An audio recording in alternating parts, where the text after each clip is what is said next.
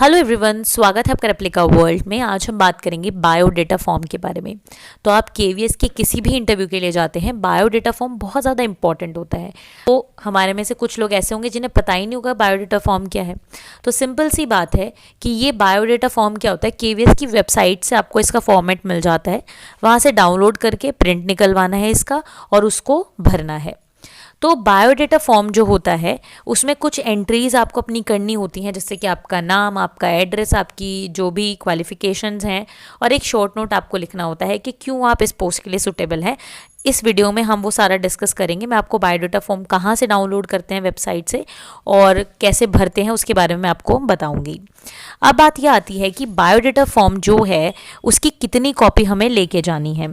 तो biodata form जो है उसकी 5 कॉपी आपको लेके जानी है। तो ना एक कम और ना एक ज़्यादा, 5 जो हैं कॉपीज़ आप ज़रूर लेके जाए बायोडेटा फॉर्म की।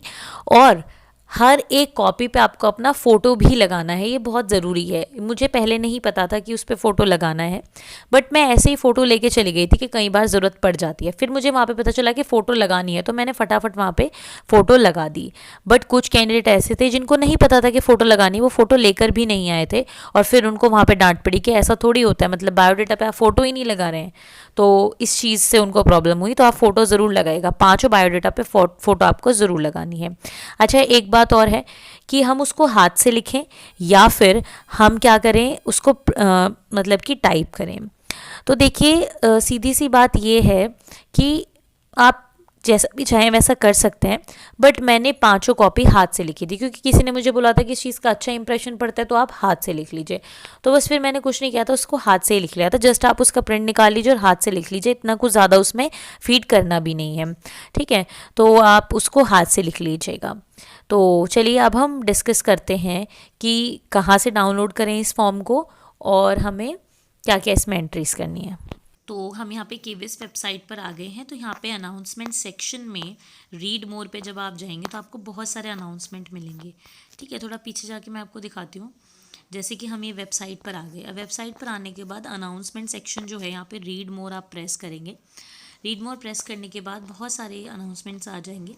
तो आपको लगभग ये जाना पड़ेगा मार्च में। देखिए, ये आपको मिलेगा 11th पेज पर। तो 11th पेज पर आप जब जाएंगे तो आपको देखिए ये मिलेगा 27 मार्च 2023 की एक PDF अपलोड की हुई है। Pro forma of OBC SC ST EWS PH NOC biodata undertaking सबका परफॉर्मा मिलेगा। तो यहाँ से आप क्या करेंगे, ये डाउनलोड बटन से बस इसको डाउनलोड कर लेंगे। तो डाउनलोड बटन पे आप क्लिक करेंगे तो ये आ जाएगा। डाउनलोड करने के लिए आप इसको डाउनलोड कर लीजिए।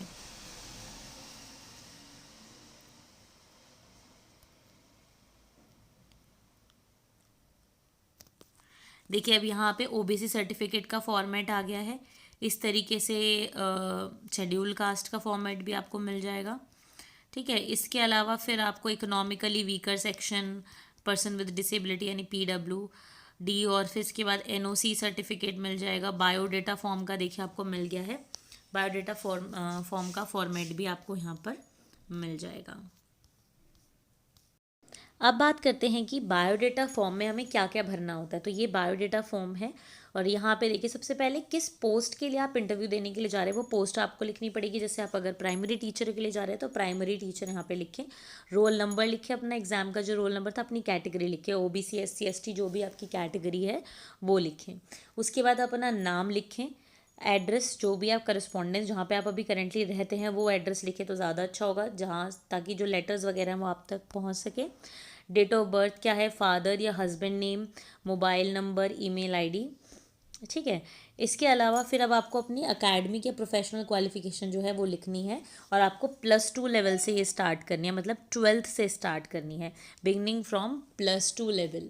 सबसे पहले आप अपने 12th का लिखेंगे। तो SI number 1, name of examination intermediate, year of passing जिस भी साल में आपने पास किया, और फिर total marks obtained upon maximum marks, मतलब टोटल मार्क्स ऑब्टेन्ड जितने आपके मार्क्स आए हैं और जितने में से आए हैं वो लिखना है। परसेंटेज ऑफ मार्क्स लिखने हैं, कितने % आपके मार्क्स आए उसमें। सब्जेक्ट कौन कौन से थे आपके, शॉर्ट में लिखिए क्योंकि जगह बहुत कम होती है। कितना ड्यूरेशन था उसका, तो 12th में आप लिखेंगे 1 ईयर या 12, क्योंकि मंथ्स में लिखना है तो 12 मंथ्स लिखेंगे। फिर बोर्ड एंड यूनिवर्सिटी, जिस भी बोर्ड से आपने किया है, मैंने सीबीएसई से किया है तो मैं सीबीएसई लिखूंगी, आपने स्टेट बोर्ड से किया है किसी तो आप स्टेट बोर्ड लिखेंगे, जो भी यूपी बोर्ड, यूके बोर्ड, जो भी है। देन इसके बाद अगर आप ग्रेजुएट हैं तो फिर आप ग्रेजुएशन का लिखेंगे, ग्रेजुएट, बीएससी, बीए, बीकॉम, जो भी है, ईयर ऑफ पासिंग, और इस तरीके से सारी एंट्रीज यहाँ पे करेंगे। फिर आप अपना डीएलएड लिखेंगे यहाँ पे, ठीक है, डीएलएड लिख देंगे। मैंने यहाँ पे अपना सीटेट भी लिख दिया था, पर फिर सीटेट में आपकी सारी एंट्रीज पूरी नहीं हो पाती, जैसे ईयर ऑफ पासिंग हो जाएगा, मार्क्स भी हो जाएंगे, सब्जेक्ट ऑफर्ड नहीं हो पाएगा, ड्यूरेशन नहीं हो पाएगा, है ना, ये सब चीज़ें नहीं हो पाएंगी। तो आप देख लीजिए, आपको अगर लगता हो तो आप इस यहाँ पे सीटेट भी कर सकते हैं, ठीक है, आप यहाँ पे ऐसा भर लीजिए। इसके बाद अब नेक्स्ट जो पेज आता है वो आता है एक्सपीरियंस अलॉन्ग विद पे मैट्रिक्स लेवल, जो भी है ये, ठीक है। अब देखिए यहाँ पे पूछा गया है कि अगर आपको कोई एक्सपीरियंस है, वर्क एक्सपीरियंस है, तो उसको लिखिए। अच्छा, अब बात आती है कि अगर आप प्राइवेट जॉब में है तो क्या तभी भी आपको ये भरना है, तो आपको नहीं भरना है, ये पूछा गया है गवर्नमेंट का। अगर आपको किसी भी गवर्नमेंट सेक्टर में एक्सपीरियंस है तभी आपको लिखना है, जैसे कि अब देखिए यहाँ पे मेंशन भी किया हुआ है, indicate whether the institute is central, state government, PSU, autonomous bodies of central या स्टेट गवर्नमेंट। इसका मतलब गवर्नमेंट है ये, तो जो लोग गवर्नमेंट जॉब में होंगे पहले से ही उनको ही सिर्फ ये भरना है, प्राइवेट जॉब वालों को नहीं भरना है, तो प्राइवेट जॉब वालों को ये खाली छोड़ना है, ठीक है। और जो गवर्नमेंट जॉब में है तो बस उनको क्या करना है, किस पोस्ट पे थे, किस ऑर्गेनाइजेशन में थे, वो सेंट्रल था या स्टेट गवर्नमेंट का ऑर्गेनाइजेशन था, कब से कब तक किया, कितने साल का एक्सपीरियंस है, पे मैट्रिक्स क्या थी, वो सब यहाँ पे लिखना है। देन आता है बहुत इंपॉर्टेंट एरिया जो कि है शॉर्ट नोट। शॉर्ट नोट जो भी आपकी पोस्ट है उसके लिए आप कैसे सुटेबल हैं, your suitability to the post, मतलब जो भी पोस्ट के लिए आप अप्लाई कर रहे हैं आप कैसे उसके लिए सुटेबल हैं, आपको इस शॉर्ट नोट में वो लिखना है। तो मैं कहूँगी पूरी जी जान लगा दीजिए इस शॉर्ट नोट को लिखने के लिए, क्योंकि ये आपका बहुत अच्छा इंप्रेशन वहाँ पर देता है या फिर इंप्रेशन को ख़राब करता है। तो अच्छे से अच्छी सी इंग्लिश में लिखना है इसको, बायोडाटा को इंग्लिश में भरिए, ठीक है, और अच्छे से अच्छी लैंग्वेज का ध्यान रखें, स्पेलिंग्स का ध्यान रखें, और उस जो भी आपने लिखा है उसके सेंस का भी ध्यान रखें, अच्छे से इसको लिखें।